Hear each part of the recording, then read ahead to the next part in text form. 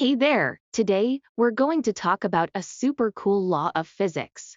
It's called Newton's first law of motion, and it's all about how things move. But don't worry, we're not going to make it too complicated.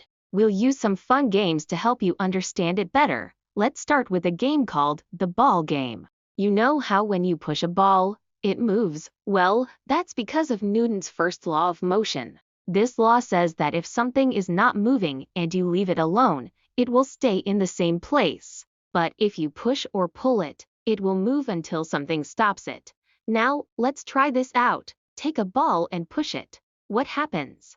The ball moves, right? That's because of Newton's first law of motion. It's like the ball is saying, "Hey, I was just sitting here, but you pushed me, so now I'm moving." But here's the tricky part. Once the ball starts moving, it will keep moving until something stops it. That's because once it starts moving, it doesn't want to stop. It's like the ball is saying, "I'm moving, and I'm not going to stop until something stops me." Now, let's play another game, the car game. You know how when you push a car, it moves? Well, that's because of Newton's first law of motion too. When you push the car, it starts moving until something stops it. But what if you push the car and then stop pushing? What happens then? The car keeps moving until something stops it.